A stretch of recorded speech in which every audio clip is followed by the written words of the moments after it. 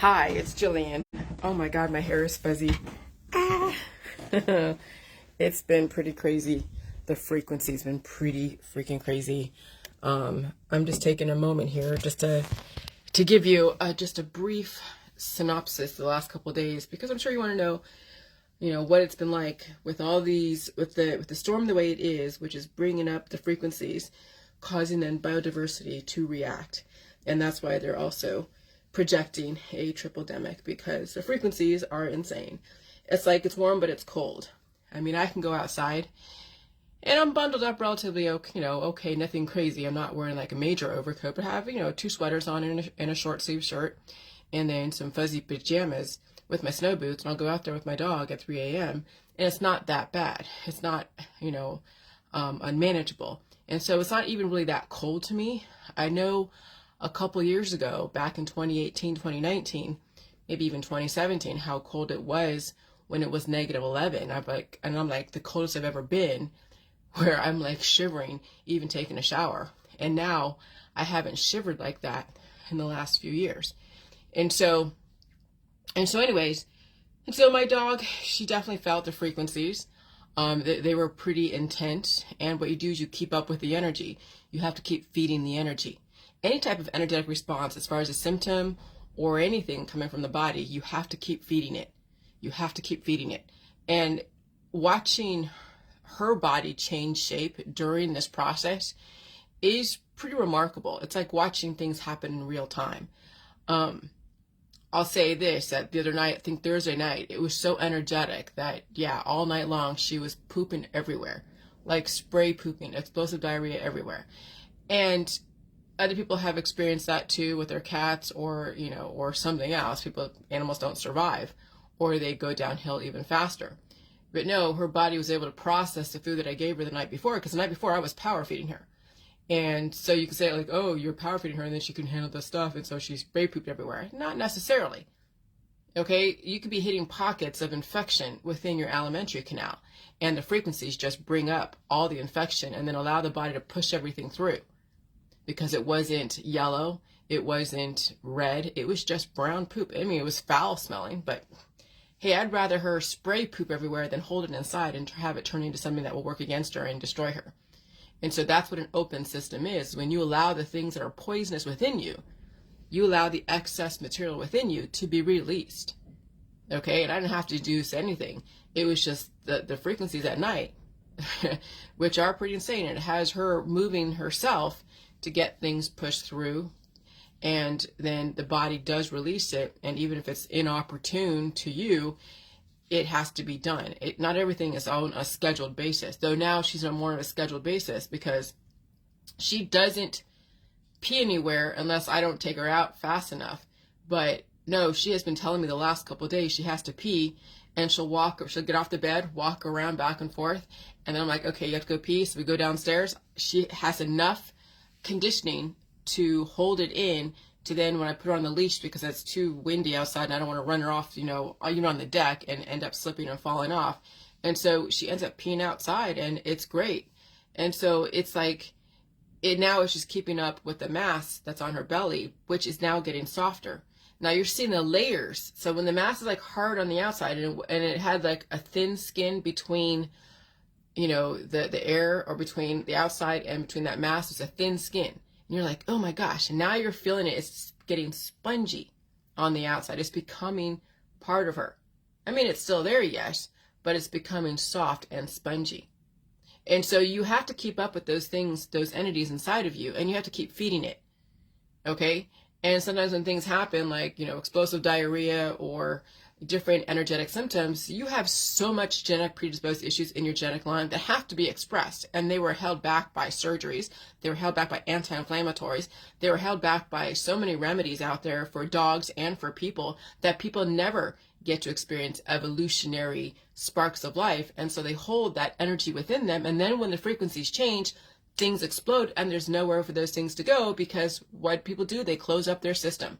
And so when there's a burst of life inside the body and there is no place for that life to go, guess what it does? It cannibalizes the body, or cause heart attacks, strokes, and aneurysms that people don't survive. So people who survive heart attacks, strokes, and aneurysms and seizures because they had an outlet for that energy to go. But when you close your system up, like people do, or take out the necessary defenses, people don't survive the frequencies and they don't survive the life in their body because they always continuously attack life, closed up their system, or they took something out and disabled their body's, predominant defense systems. And so people don't survive the environment, or they accelerate the aging process exponentially. And you're seeing it out there. And so, I tell you, I was so tired and so sore on Thursday night, like so tired and so sore that Friday, I had to sleep all day Friday with her on this bed because it was like at 2 a.m. cleaning up poop, 3 or 4 a.m. cleaning up poop, scrubbing stuff down.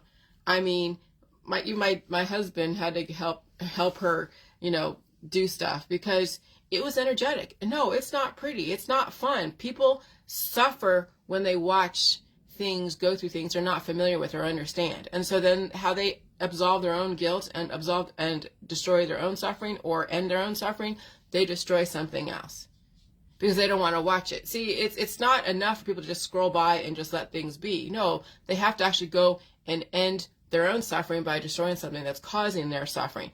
And I'm like, well, then, if you don't walk away from things that are suffering to you that you can't handle, then you're asking for it, but you don't destroy somebody else because you can't handle a type of life suffering.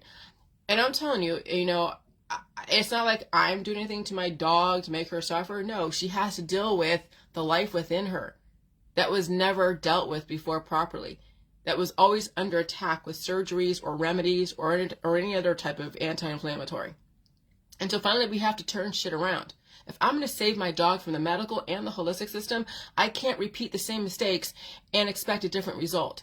And that's what people do in the medical and the holistic systems. They keep repeating the same thing over and over again, expecting a different result. And no, the results that you're looking for are going to happen faster because you already expect to pass away and you've already employed not only yourself and everybody around you that you're supposed to die someday, but you've employed the medical and the holistic system to take you down faster and faster and faster and faster. With starvation, with anti-inflammatories, with all the remedies, and with mischaracterizing the energetic pains of evolution. And you have to keep feeding. And you have to let the body immune system be the one to dissolve the pathogens. But our system's about pathologizing life. They're about destroying life. That's what our system is about. But on the way down out the door, they exploit your resources. And so that's what all the politics, religion, and scientific dogmas are about, is about pathologizing life, exploiting someone's resources. And then when they want to live, keep destroying them more by saying that, oh gosh, you're making that thing suffer and you're doing this. I'm not doing shit to my dog except feeding her. You know what I'm actually responding to is all the trauma that she underwent through the medical and the holistic system. That's what I'm dealing with right now. I didn't do fuck to her. I didn't do any kind of shit to her way back in 2000, whenever she underwent that surgery and had those tumors removed. Those were her evolution that was responded to with attack. But that was the way the world was back then. But now we have different information. We have opportunities to redirect. And so that's what we're doing, is redirecting everything that was done, the depopulation agenda from the medical holistic system. And so, yeah, my book inferences that there is a depopulation agenda without saying it in so many words, that we are in a fourth turning. And we've been trained to destroy each other. We've been trained to destroy life. But cherish it and then call, mercy, euthanasia, life. No, that's called destroying it. If you want to save a life, those of you who are out to saving everything, release the demons out of your fucking body. Release those in your world that are causing you so much harm. You don't destroy them. You don't attack them. That's why some people go to jail for attacking their abuser. But what they leave, that's even more dangerous. Well, here's the thing. No matter what, you don't attack life out there. You allow the law to figure out. The law it doesn't get in time and they go after you. But to be in a relationship where you feel like you can't leave and you have to destroy it, there were signs a long time ago and people ignore them and they let things get that bad. And there are dangerous people out there. That's why you recognize signs early before you stay with someone who is that fucking dangerous that you have to destroy them in order to save your own life. And sometimes it has to happen if you are in imminent danger. But that's the thing, is that we've allowed things to get so fucking bad that people have no choice but to destroy the life around them that is causing them harm. And that sucks. And so, I'm not going to destroy the life that has caused my dog, a little bit of energy. It's called releasing the demons. And guess what those demons were? They're on the fucking floor in brown puddles of poop. Those are the demons that are inside my dog's body. The demons are the poop. The demons are all the energy that's leaving her body. And I'm not destroying it. I keep feeding it and then giving the body the ammunition to release the demons, not kill it or destroy it. Because let me tell you, all that stuff will then go back into the universe and get recycled back and start over again. Nobody is going after anything. I'm just releasing the demons by giving her food and let her body release what is pathogenic to the body. Okay? And so yeah, it was a pretty interesting last couple days. And I'll tell you, my whole body was so freaking sore. Okay, even my hands were sore. It was so hard to even open and close my hands. All right, so, I'm using different muscles because I'm helping her up and down the stairs, because until that thing really, becomes part of her and then she builds up her back legs, I'll do everything I can to protect her from any falls. Because I live in a house that's not made for a disabled person. This house has stairs. This house is not made for someone who has issues. But luckily, my dog is the only one that's having an evolutionary sequence and not a person, because they would be living downstairs. But then how do you get to the bathroom? See, that's the thing. It's either you live near a bathroom, but then you have to have a kitchen. See, this house is not made for anyone that's infirm. This house is made for well people. Or at least one well person who will continuously be well. And thank God I took care of my shit before anyone else, so I can handle whatever has to happen for me, taking care of other people and animals.